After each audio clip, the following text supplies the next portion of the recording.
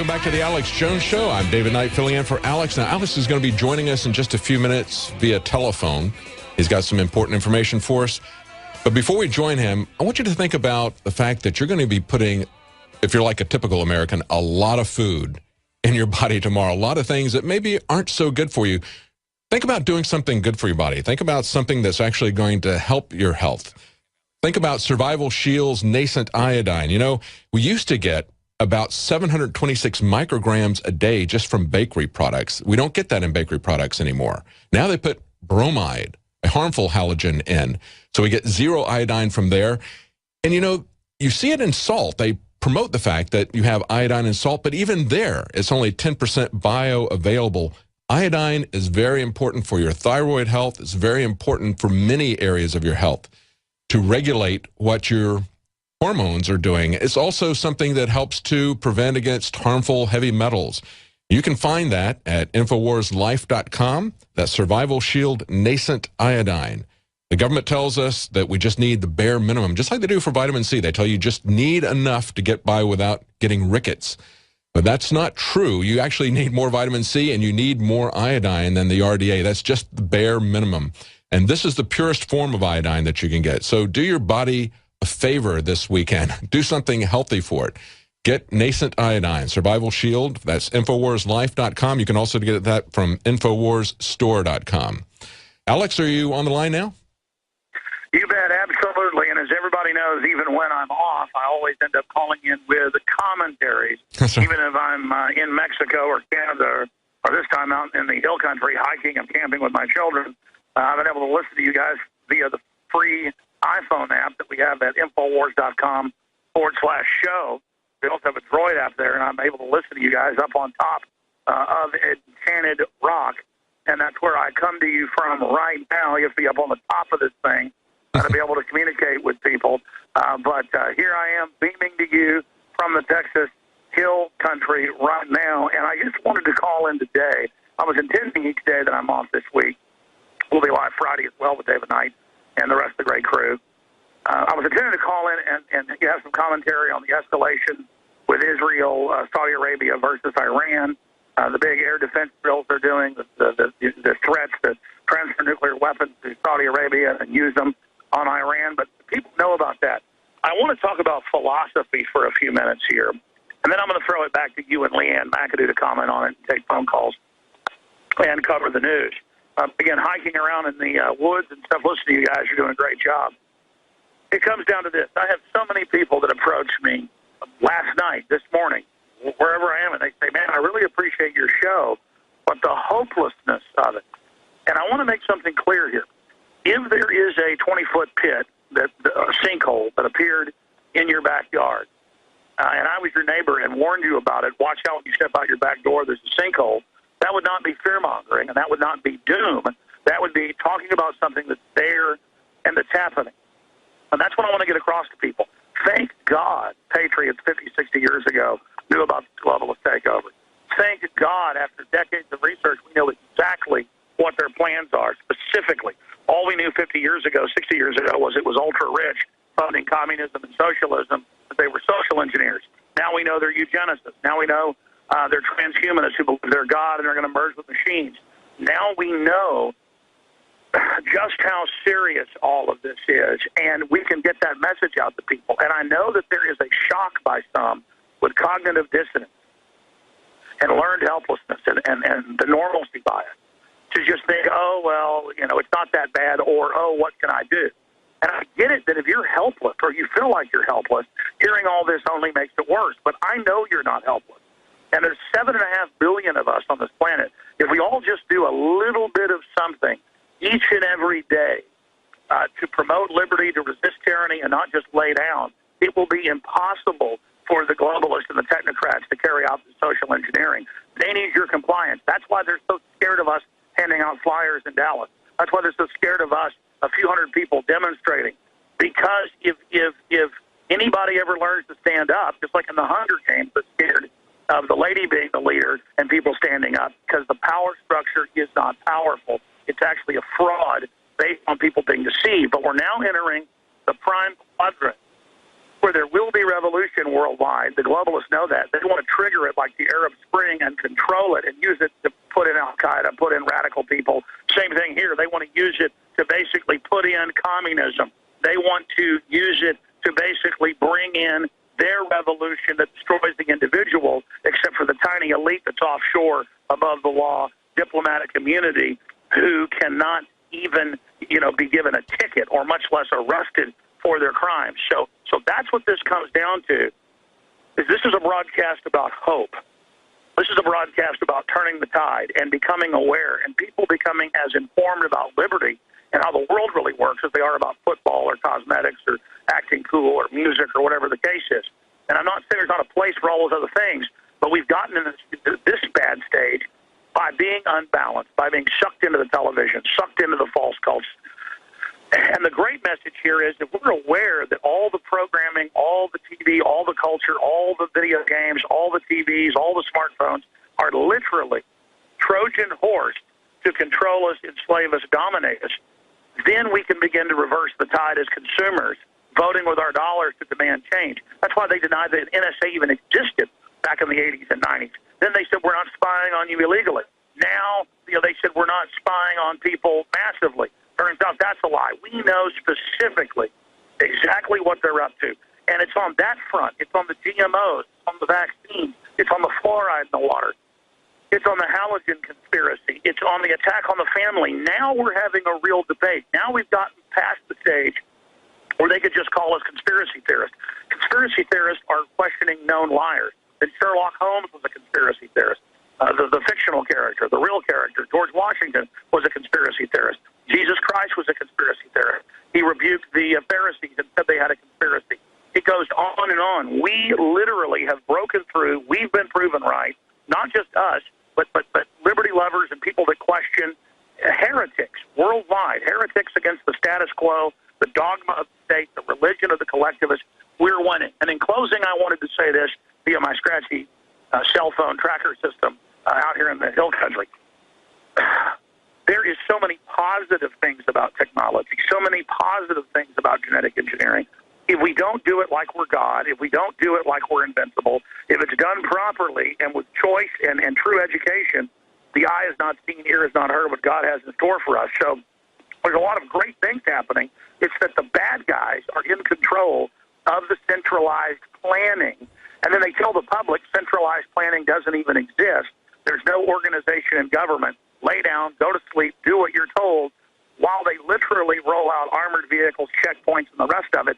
They're doing that because they're in a revolution against renaissance and progress for the general public. Because if you progress, if I progress, as true progressives of liberty, and if they're counterfeit progressiveness, which is actually a degeneration in slavery, it will fail if we succeed. It's that simple. They're slave masters versus those that are fans of humanity and want to empower humanity. So I just wanted to call in today. I'll be calling in on Friday as well. May even come in and do a little commentary or shoot some special reports. The point is that this is the cutting edge. And Infowars.com isn't perfect. I'm not perfect. David Knight's not perfect. Leanne McAdoo's not perfect. Darren McBrain's not perfect. Kurt Demo's not perfect. Anthony Gucciardi isn't perfect. Katari Jackson isn't perfect. DZ Arnett isn't perfect. Paul Watson isn't perfect. Steve Watson isn't perfect. All the rest of the crew aren't perfect. Rob Dew isn't perfect. But the difference is we care about humanity and our kids and your kids and have goodwill towards humanity. And so it's easy for folks to point at us sometimes and say, you should do this, you should do that, you should have done a better job here, a better job there. Absolutely, and we are slowly getting better. But it's up to all of you out there that see yourselves as being able to make some change and realize you have that power in you to do better things. We need you to stand up. We need you to take action. This is not a spectator sport. Liberty is all in, or we're going to fall to slavery. It's an incredibly exciting time to be alive, and I just want to thank all of you, the great crew. I am just so humbled, especially when I take even a day off and get away from work for a while. So humbled by the effect we've already had and the incredible treasure that the InfoWars operation is, and we're just one testament to the power of liberty and our supporters that stand right beside us, in front of us, and behind us. We are together. We're the people that care about liberty. There's more of us than there are the bad guys. We must take control of the system. We must restore the republic. You know, they talk about democracy now. How about republic now? How about individualism now? How about family now?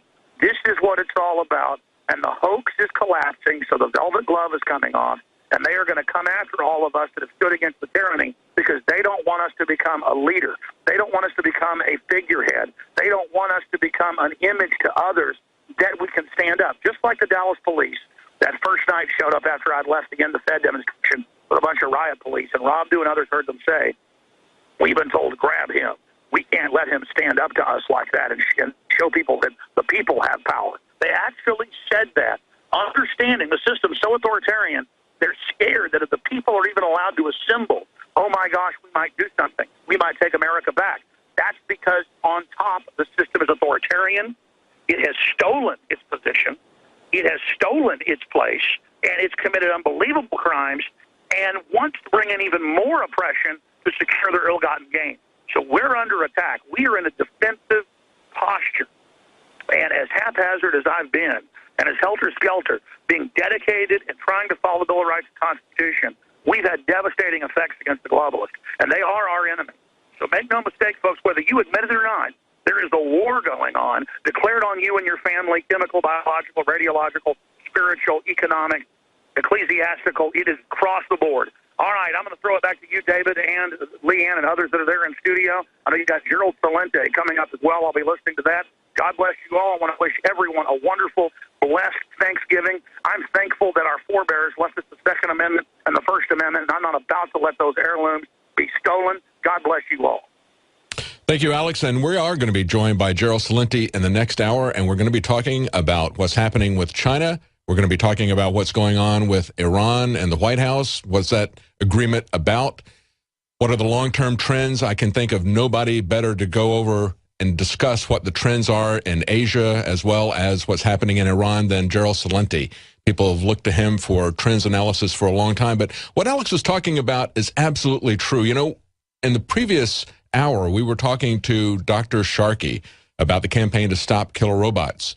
When you look at what's going on with killer robots, that's a very depressing topic. It's very depressing to think about the fact that we have technology growing exponentially to the extent that a few corrupt individuals with access to advanced technology can control most of mankind. We can't allow that to happen. One way to make sure that that would happen would be to be totally ignorant about what's going on. We've been talking about this for a very long time. It's now getting very imminent. The state of the art and the technology is getting very close to allowing them to do that. So we try to expose that. That's what Dr. Sharkey is doing with his campaign to stop killer robots. He's going across the globe. He was in North America a couple of weeks ago. Now he's in Italy. It's the same thing that we're doing here at InfoWars. Sometimes the truth is depressing. When you expose evil deeds, when you expose the fact that our president is now not under threat of assassination so much as he is the assassinator. He's the assassinator in chief. And they openly brag about the people that they kill. They don't even try to hide it up. The CIA was killing people back in the 60s. The CIA was Murder Incorporated in the Caribbean at the time of Kennedy, but they were ashamed of it. They knew it was a crime. Today, they are no longer ashamed. They're no longer accountable. We have to hold them accountable. One of the reasons they got away with this was because they had a compliant media that would not talk about the bad news. They had a compliant media that would distract people with the bread and circuses of Dancing with the Stars and the NFL. There's nothing wrong with entertainment. But when that's all you look at is the happy news, when all you look at is the official government story, when you're never skeptical about what the government says, when you never investigate the official story that the government gives you, that is a very dangerous situation. That is what you need to have for the end of a civilization, where we're going to enter into some kind of a neo-feudalism, where only a few people own everything, and we live at the whims of these landlords, these global landlords. We don't want that to happen. We're pointing this out to people. We're telling people, wake up, look at what's happening, and you can take action. Even if it's something just as simple. That's why we harped on this jury nullification yesterday. One person in a jury can stop the tyranny in one case.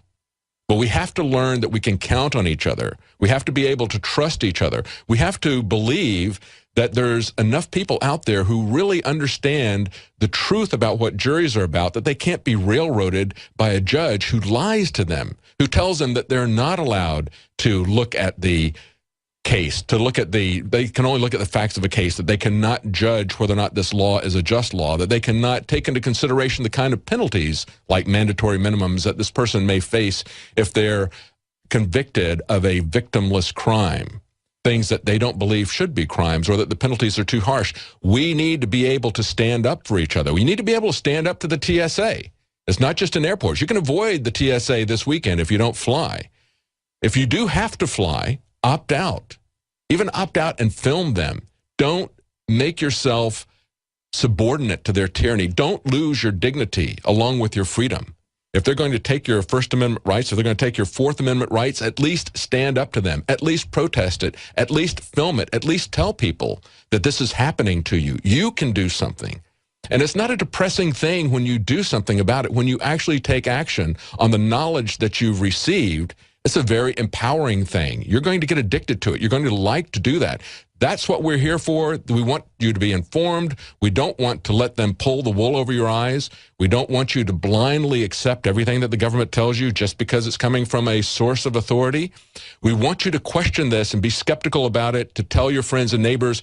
You can see that with Obamacare, as well as on many other issues, when the public is informed, they do something about it. It doesn't just die. We can see that things are happening. If you look at the Obamacare debacle, look at how his popularity is plunging. Look at the fact that we've been telling you for a long time that this is a massive transfer of wealth, not from the middle class to the lower class. This is a massive transfer of wealth from the middle class to the giant corporations, the insurance companies that wrote this law. People are seeing that now. Now they understand it. It would be good if they understood that beforehand and had headed it off. But now we're seeing that being pushed back. The news today is that online shop enrollment is now going to be delayed by 1 year. The dictator-in-chief has now said that he is going to just arbitrarily, even though they passed it into a law, he can now suspend that law for a year. So he even violates his own law. He doesn't care about the Constitution. He doesn't care about the Bill of Rights. He doesn't even care about the laws that he passes. He can just wave them away. Well, did you ever think that you were going to see the day when he could come in and dictate to a company like Hobby Lobby and say, you're going to carry this type of insurance or I will destroy your company and your employees will be jobless? Now you can watch the InfoWars Nightly News streaming live as it happens for free. Check it out at Infowars.com/show.